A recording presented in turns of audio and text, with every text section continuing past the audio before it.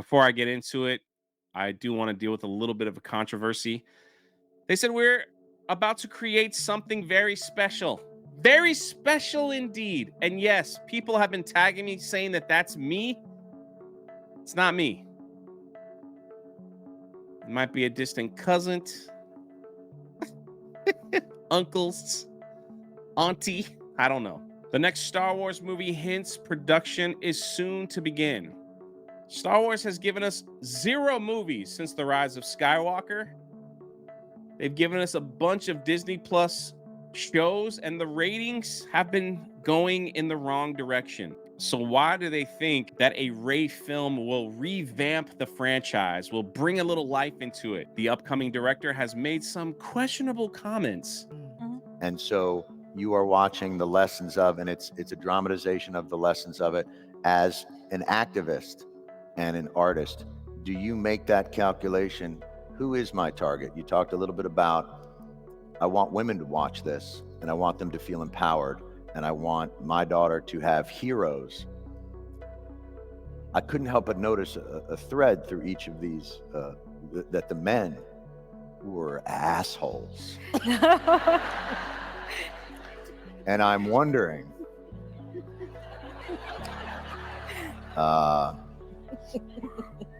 as one of them, what is the balance of activating a force for change, but also trying to permeate that patriarchy, that power structure? And is that a part of the calculation of your art as well? And what's been the reaction to that? Oh, absolutely. I like to make men uncomfortable. I enjoy making men uncomfortable.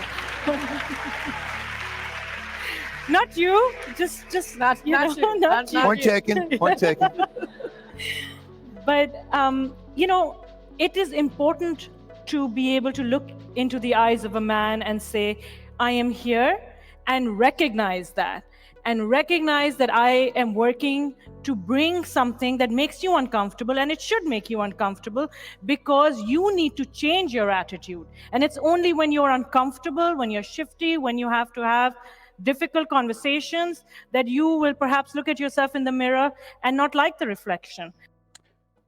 Now, I will go out and say these comments were several years ago.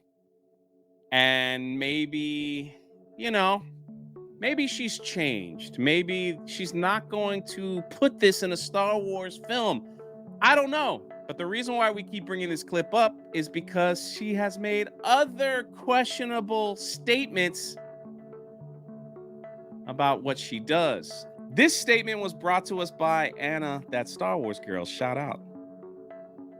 So, I don't know if you've seen this clip or not, but it's quite telling. I am a storyteller and an activist, and my body of work over the last 20 years has been guided by my activism, and every single piece of work that I've ever created has a piece of activism in it. It could be very overt or it could be covert, but it is there.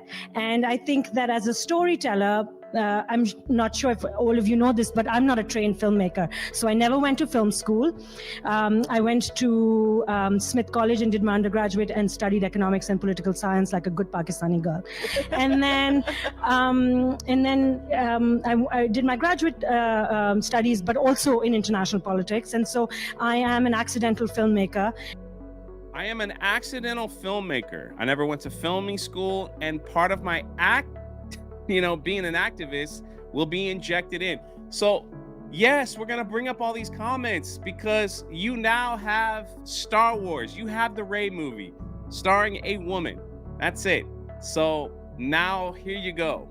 Lucasfilm has hired someone that's an accidental filmmaker who has actually directed 2 episodes of the lowest watched show on Disney Plus, which was Miss Marvel.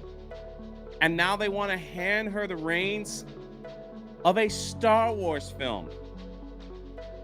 This is unbelievable. Shout out Grizzy over on Twitter. Guy makes some pretty awesome videos on YouTube. Sorry for the language. I swear to God, men, reach down into your pants, find your fucking balls and your cock, and be okay with it. We can take a woman directing a film in Star Wars and live. We're all gonna fucking survive. I swear to God, you guys want to come off like you're tough motherfuckers, and you're a bunch of wusses. Finally, a woman gets to direct a theatrical feature in Star Wars with Rey, with other women leading the way. And there's nothing fucking wrong with that. The problem is, good sir, we're not upset that there's a woman director. We are upset that it's an activist director that wants to put her, whatever she wants to preach, in a Star Wars film. This has nothing to do about gender. This has everything to do with the agenda. You get what I'm saying? So go ahead and scream and cry and lose your mind and you know, have the smoke come out of your hair. It's totally fine. You have that right. You have that right to say whatever you want. But I truly believe you don't understand why there are people upset at this. You know, I'm all for it. I want this. I want the budget for this movie to be like 500 million. I want them to go all out. I want to just let her have this film, let her write it, let her completely change everything about Star Wars. Let Rey go out and be, you know, be the best Jedi she can be. I'm all for it at this point. And I hope they spend the money on marketing and on the movie and everything. And you can just go back to your podcast on the hot mic and just yell and scream at all of us for talking about it, please. One thing I find interesting about all of this is that the director spoke again at New Year's. You know, I'm very thrilled about the project because I think what we are about to create is something very special. And we're in 2024 now. And I think it's about time that we had a woman come forward to shape the story in a galaxy far, far away. You think it's about time that a woman does it? Again, I don't care who does it. Just give me a good story. I don't understand this. I don't understand this marketing. And this is what they're going to do. They're going to say, hey, come watch the first woman to direct a Star Wars film. And then when it doesn't do well, that's what they're going to use as a shield. They did the same crap for the Marvels over here on WDW Pro. They did a video about the story of the Rey film. So I want you to hear this. We're going to go through both. That apparently they got information, but we'll see. I can't believe it if it's true. Honestly, listen to this. Take it pretty seriously. And Jonas, I want to get your take on this first afterwards. So there are 2 iterations of the Rey script that I am aware of that I can talk about according to rumor. And those are, apparently early on in development, the idea was that Rey would be pregnant with a child and that off screen she would have become pregnant somehow through the Force ghost of Kylo Ren in a way that would have been explained but not presented on screen. They could not have Rey be pregnant with any other person than Kylo Ren, and that was to placate the Reylo fans out there. And then the story was going to push forward to when her child was about 9 years old, a daughter, and that daughter was going to be training in the new Jedi Temple with Rey and with the other Padawans. But this 9-year-old daughter was going to combine the light and the dark and form a new type of Jedi.